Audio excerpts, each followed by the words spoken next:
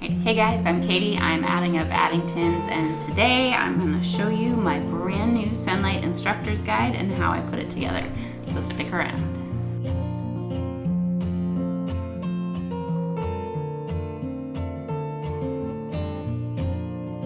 If you are new around here, I am a mother of 8. We're former foster parents. We're an adoptive family.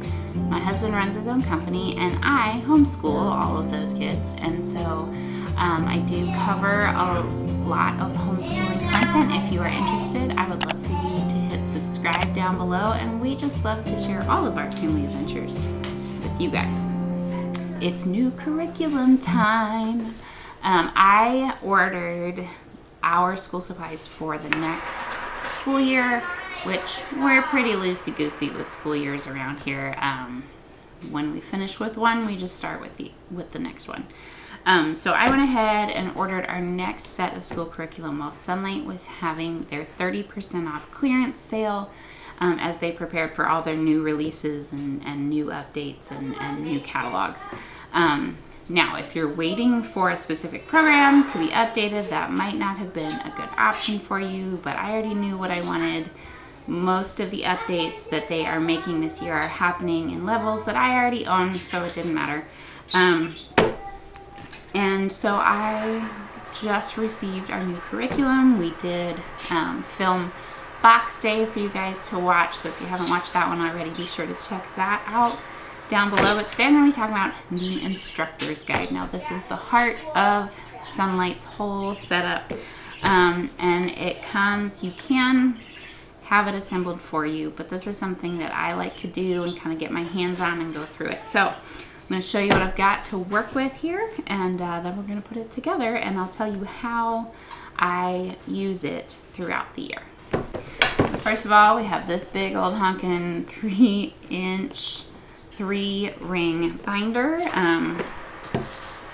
It comes with a set of 32 weekly dividers plus the appendices at the back. I also have the History, Bible, Literature, or HBL. They used to be called course. We are doing D and E 1-year condensed American history with my oldest 2 boys this year. So this is history, Bible, literature, read alouds, all of that. And we also have the language arts that goes along with it. This is the first year that the language arts is tailored specifically to the history course and not by grade level. So if you have a younger level where the readers, you had to pick a grade level readers, I would usually put that instructor's guide and schedule in right behind my language arts, but this one is built in, so we have language arts. And then finally, for science this year, we are doing science level D, biology, taxonomy, and human anatomy. All right, now I have seen people do this any number of ways. I know people will have these individually spiral bound. So they have a separate one for language arts and history and science. I want everything together. I don't want to have to flip back and forth between books.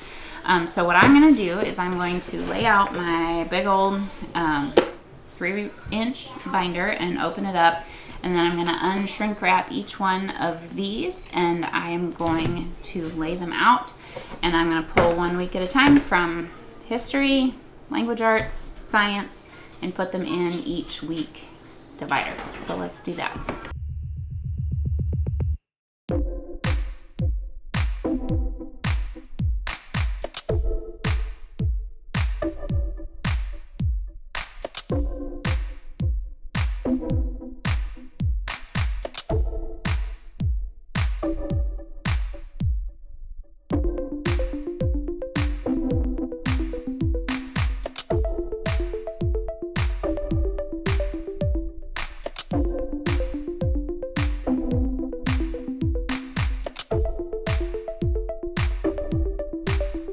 So now that I have my great big 3-inch binder full of all of those instructor's guides by week,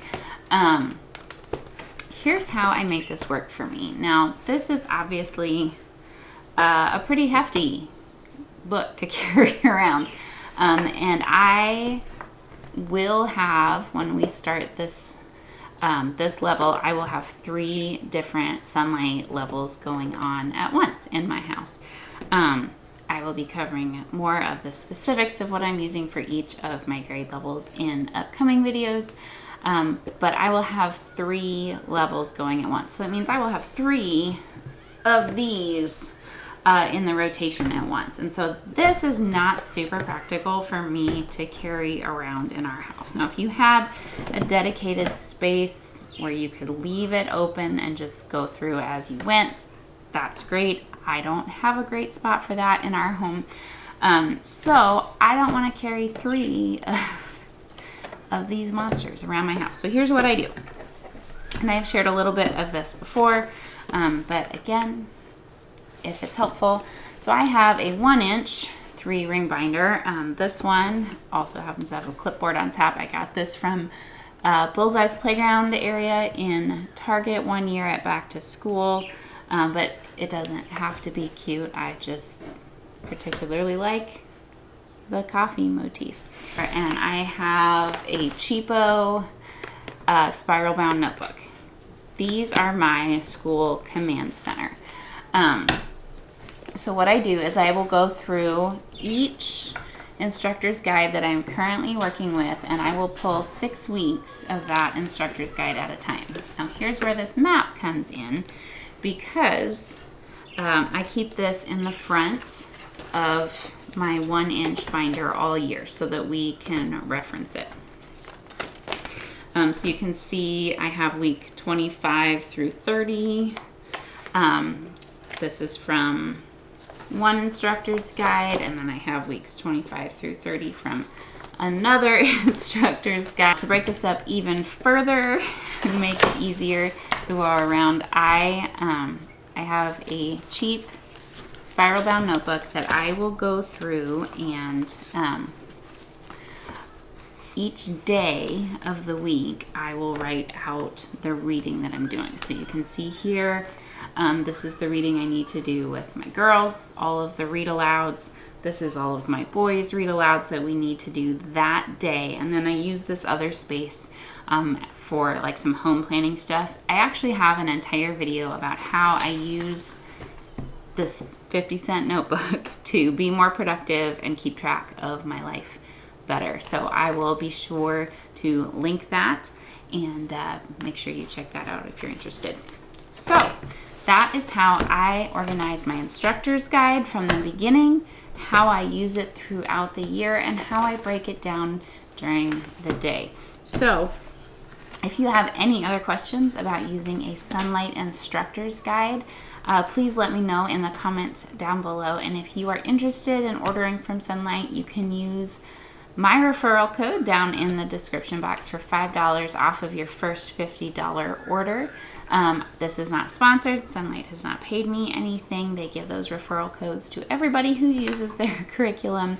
I will just make mine available to you. I did pay all of my own money for all of the materials that you will see in these videos, but I love to share them with you. So if you haven't subscribed already, be sure to do that before you head out, and give this video a thumbs up if you want to see more homeschooling content. That really helps YouTube to recommend these videos to people looking for this kind of information. So thanks for being here, and we'll see you next time.